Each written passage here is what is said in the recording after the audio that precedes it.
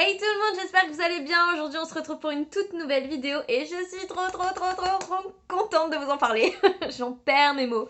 Tout d'abord, bonne année 2021 à tous. J'espère vraiment qu'elle sera beaucoup mieux que 2020, clairement. Moi je pense qu'honnêtement ça peut toujours être pire bien sûr, mais pour moi de toute façon je vois pas en quoi elle pourrait être pourrie vu ce que je m'apprête à vous annoncer. En effet, comme vous pouvez essayer de le deviner par rapport à la petite miniature que j'ai faite, etc., je m'envole dans un autre pays courant août 2021 et je suis trop contente. Mon projet, c'est donc que je pars vivre là-bas pendant 10 mois, donc de août 2021 à juin 2022, pour y faire mes études. Donc je pars à l'université là-bas, enfin précisément dans un community college. Et du coup, je vais vous en parler aujourd'hui en détail, vous expliquer vraiment un peu la procédure que j'ai suivie, etc. Pourquoi j'ai décidé de partir, etc. Et du coup, je suis trop contente. Tout d'abord, pour commencer, je vais vous parler du quand est-ce que j'ai commencé à faire mes démarches, quand est-ce que j'ai commencé à m'intéresser à tout ça. Et bien, il faut savoir que moi, partir à l'étranger étudier, et surtout aux États-Unis, c'est un rêve que j'ai depuis que je suis toute petite, vraiment depuis que je suis enfant. Clairement, je rentrais de l'école primaire pour dire à mes parents un jour j'irai à l'université aux États-Unis. Bon, bien sûr, un jour j'ai grandi, j'ai vu le prix. Et là j'ai dit aïe. Donc, si on va faire les études en France.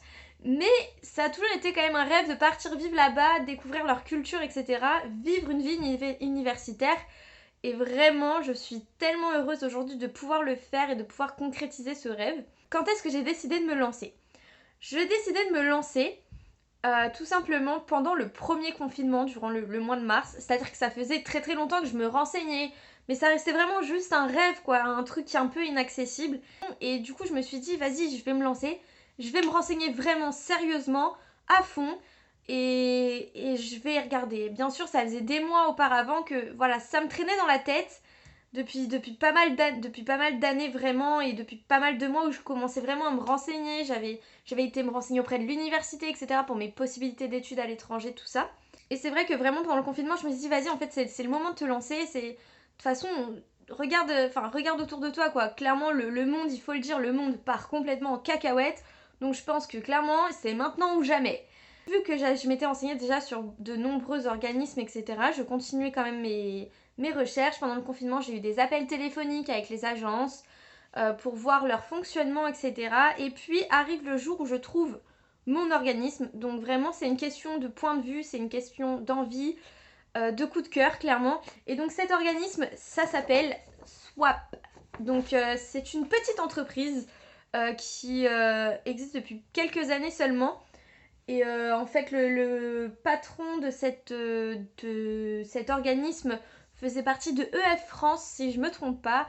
Donc il connaît très bien déjà donc, cet univers d'études à l'étranger. En fait, l'avantage que j'avais avec cet organisme, c'est que déjà j'avais le choix de l'emplacement où je voulais être. C'est-à-dire que dans beaucoup d'organismes, on n'a pas le choix, c'est eux qui nous placent. C'est-à-dire on fait une liste de vœux des écoles qu'on aimerait bien en fonction des études qu'on compte faire, etc.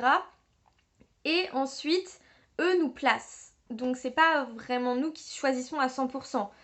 Alors que là, vraiment, c'est moi qui ai dit je veux étudier là-bas. Clairement, j'ai vu la Californie, j'ai vu SBCC, j'ai cliqué dessus. Il faut savoir que la Californie, c'est mon état préféré, c'est vraiment l'état de mes rêves. Donc clairement, je me voyais pas ailleurs en fait. Donc du coup, comment ça s'est passé? Tout d'abord, donc j'ai contacté du coup Swap suite à vraiment ce coup de cœur déjà que j'ai eu sur internet, sur leurs propositions, etc. Après, j'ai eu des contacts donc avec le patron de l'organisme. Et ensuite, donc on a échangé énormément de mails. Il me demandait pourquoi je voulais partir, quels étaient mes projets. Enfin, vraiment, on a eu énormément de contacts, beaucoup d'échanges. Et suite à ça, j'ai commencé à appeler ma banque. Et donc, comme je vous le dis, ça compte énormément d'argent. Et c'est vrai que tout le monde, malheureusement, ne peut pas se le permettre. Et comme je n'ai pas forcément l'argent de côté, j'étais forcément obligée de faire une demande de prêt étudiant. Je vous en parlerai plus en détail après. J'ai appelé ma banque, etc. Savoir comment ça se passerait pour un prêt étudiant. Et une fois qu'on m'a tout expliqué, une fois qu'on m'a dit combien j'aurais le droit, etc., c'est là que je me suis lancée. J'ai donc commencé vraiment à me lancer dans cette demande de prêt. Ça a été une période assez longue, assez complexe on va dire. Et je voulais avoir absolument mon prêt avant de me lancer clairement dans l'aventure.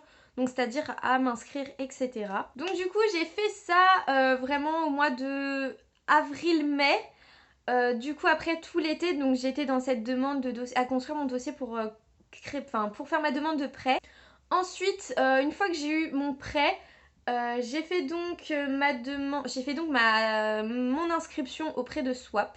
Sachant que si j'avais la moindre question, je pouvais vraiment contacter toujours le patron de l'agence, etc. qui voyait avec moi, qui limite faisait le dossier avec moi. Juste avant, c'est vrai que j'ai oublié, juste avant de rendre l'inscription, j'ai réalisé une conférence vidéo avec le patron de chez Swap qui était donc en fait en train d'expliquer à mes parents, parce que même si je suis majeure, mes parents, je pars quand même très très loin. Et du coup, ils voulaient quand même vraiment savoir tout sur le moindre détail. Je vous avoue que c'était assez drôle parce que même quand à un moment donné, en fait, vraiment, il explique tout de A à Z. Donc mes parents posent des questions, ça vient tout naturellement. Lui répond tout naturellement. Voilà, il explique comment ça va se passer pour le logement, comment... Vraiment tout de A à Z, quoi. Il nous fait même une petite visite via Google Maps. Vraiment une visite 3D de Santa Barbara, tout ça.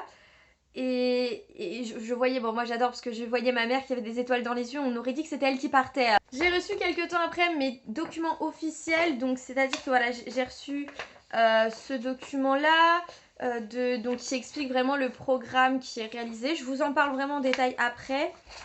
Ensuite, j'ai eu donc pareil la lettre de la Kaplan International qui confirme bien que je vais être inscrite chez eux pour tant de cours, tant de semaines. Ensuite, bon après j'ai eu des papiers par rapport aux assurances, etc. Après j'ai eu, ça c'est pas important, mais j'ai eu ma lettre d'acceptance. Après j'ai eu vraiment des papiers qui m'expliquent vraiment tout ce qui va se passer là-bas, les activités auxquelles j'ai accès, etc. J'ai reçu un petit dossier quoi par mail qui me permettait en fait vraiment de confirmer mon inscription. Alors du coup, par rapport au programme, qu'est-ce qui m'attend là-bas ? Donc du coup, ce qui m'attend, c'est un programme de cours intensifs d'anglais pendant le premier semestre. Donc moi, du coup, j'arrive mi-août et je vais donc commencer les cours le lundi 30 août 2021. Et donc jusqu'au vendredi 17 décembre 2021, j'ai donc des cours intensifs d'anglais à la Kaplan School, en sachant que la Kaplan School fait partie du Community College de Santa Barbara. Donc c'est comme si clairement j'étais dans une classe spéciale quoi. À partir de la rentrée de janvier, donc à partir du lundi 10 janvier 2022 jusqu'au vendredi 13 mai 2022, j'aurai donc mon semestre universitaire au Santa Barbara Community College, donc à SBCC. Et là du coup, j'aurai donc vraiment un semestre universitaire très classique avec donc un choix des cours, etc. Dans le tarif donc de ce que je vais payer, j'ai donc tout ça qui est compris, donc les cours, etc. En sachant que ça coûte très cher les études aux États-Unis. Donc dans ce que je paye, tout ça c'est compris. Avec également mon logement. Et donc j'ai un logement qui est disponible du 15 juillet 2021 au 15 juin 2022. Bien sûr, moi j'arrive mi-août, comme ça me laisse le temps de travailler un peu avant de débarquer là-bas, de préparer bien mes affaires comme il faut, etc. Par contre, je pense que je vais rester clairement jusqu'au 15 juin pour profiter un maximum. Mais du coup, voilà, j'ai ce logement qui est disponible du 15 juillet au 15 juin 2022. Et donc, du coup, je suis logée en chambre double en student house. Donc, pour ceux qui ne connaissent pas les student house, c'est vraiment les grandes maisons de colocation en fait. Donc, je vais être en colocation avec plusieurs personnes. Et là, du coup, je suis en chambre double. Du coup, je serai avec une autre fille. En sachant que, alors à ce que j'ai bien compris, les student house, c'est donc compris d'étudiants américains et d'étudiants internationaux. Donc ça veut dire que je ne serai pas la seule étudiante internationale. Par contre, je serai la seule française. Ils font ça pour éviter qu'on puisse parler français. Par exemple, si je suis avec un autre français, c'est compliqué. Du coup, tout ça me fait un total d'à peu près 20 000 euros. Donc actuellement... en sachant que dans les 20 000 euros, vraiment, j'ai que ça qui est compris. Donc ça veut dire que je n'ai pas les billets d'avion, je n'ai pas le visa, je n'ai pas l'assurance, les assurances qui sont obligatoires pour arriver sur le territoire. Je n'ai pas du coup tout ce qui est nourriture donc sur place. Et du coup aussi je n'ai pas tout ce qui est forcément mes frais à moi personnels sur place quoi. Du coup, comment ça se passe pour payer, enfin tout ça en termes de tarifs, comment j'ai fait, etc. Alors déjà, faut savoir que j'ai donné un apport de 1000 € lors de mon inscription. Donc j'ai dû avancer 1000 €, ce qui fait qu'actuellement il me reste 19 000 et des brouettes à régler sur les 20 000 et quelques. Du coup, pour ça, forcément 20 000 € c'est quand même un sacré budget. Du coup, donc j'ai réalisé un prêt étudiant, une demande de prêt étudiant auprès de ma banque, en sachant que je n'ai pu emprunter que 15 000 €. Ça veut dire qu'en gros, il me manque encore actuellement 5 000 €. Donc du coup, on peut se dire c'est énorme, 5 000 € et tout. Ouais, clairement oui. C'est quand même assez beaucoup. J'ai mes parents qui m'aident comme ils peuvent, on va dire. Et aujourd'hui, on s'est arrangé, ils vont essayer de m'aider pour payer mon visa, etc. De base, je travaille les week-ends, etc. en plus de mes études. Donc là, je peux mettre de côté. Mais à peu près 200 € par mois. Clairement, voilà, je peux pas mettre plus en fait. Bref, donc je mets 200 € par mois de côté depuis le mois d'avril du coup. Ce qui fait que j'aurai à peu près 2000 et des brouettes à la fin. Ce qui fait qu'il me manque encore 3000 € on va dire. Et du coup en gros ouais je travaille beaucoup. J'en suis même du coup j'ai trouvé un deuxième boulot en plus de mes études pour essayer pareil de mettre encore de côté etc. Donc je viens de le trouver là en janvier. Également donc ce que je fais voilà c'est que je crée une cagnotte Litchi. D'ailleurs on sait jamais si vous voulez donner, allez-y vraiment le lien est en description. Maintenant bien sûr je ne force personne, clairement pas, je suis surtout là pour vous parler de ce que je vais vivre et de ce que j'ai hâte de vivre et aussi comment j'ai fait pour en arriver là parce que je sais que moi c'est des questions que je me posais beaucoup et notamment par rapport au financement parce que ça c'est un truc qu'on parle jamais et je trouve que c'est super important en fait parce que clairement voilà ça a quand même un coût et moi j'étais tout le temps mais comment ils font quoi en termes de financement pour se payer ça quoi. Je veux dire au bout d'un moment tout le monde n'a pas papa et maman, mes parents m'aident beaucoup mais quand même je dois quand même donner beaucoup de moi, etc. Après, quand on veut, on peut, clairement. Bref, du coup, voilà, sachez que j'ouvre dès aujourd'hui une cagnotte Litchi qui est disponible donc en description, en barre d'infos. Ensuite, j'ai également été me renseigner à ma mairie pour savoir si ils participaient au projet un peu comme ça, étudiant. J'ai découvert du coup par ce biais-là que ma mairie proposait à tous les étudiants boursiers 150 €. Donc c'est toujours ça. Donc vraiment en fait je cherche à gauche, à droite vraiment où est-ce que je peux grignoter parce que voilà c'est quand même un projet auquel je tiens énormément et je me dis voilà il faut quand même donner, il faut quand même chercher. Voilà. Je sais qu'il y a toujours des aides qui existent, des associations, etc. Donc faut essayer de piocher, même si c'est 100 €, 200 €. Sachez que vraiment, si vous êtes dans le même cas que moi et que c'est un de vos rêves vraiment, mais dites-vous que c'est quand même possible. Même si voilà, on n'a pas des parents qui ont forcément les moyens de nous permettre ce voyage. Dites-vous que par vous-même, c'est possible si vous travaillez dur, si vraiment genre vous contactez votre banque et tout, parce que moi je sais qu'on m'a dit oui mais tu imagines plus tard ton prêt étudiant faudra le payer etc. Oui mais ça vaut le coup. Enfin je le fais pas pour m'acheter une voiture quoi, ou d'un moment je le fais pour quelque chose qui m'apportera à vie. Enfin bref, finissons de parler financement, on va parler donc à la prochaine catégorie que je vous ai à peu près préparée. Et donc du coup on va parler de ce qui me reste à faire, de ce qui m'attend.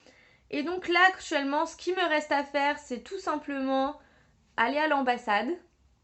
Donc prendre rendez-vous à l'ambassade que l'on fera du coup toujours accompagné, je suis tout le temps accompagnée. Je le fais donc avec le patron de Swap qui gère mon dossier. Je prends donc rendez-vous à l'ambassade du coup courant mars. Du coup je pense qu'avril j'aurai à peu près je pense. Février à mars je prends rendez-vous. Donc mars-avril j'aurai mon rendez-vous. Et donc après je reçois mon petit visa étudiant. pour là-bas. Ensuite, du coup, une fois que j'ai mon visa, je prends mes billets d'avion tout de suite.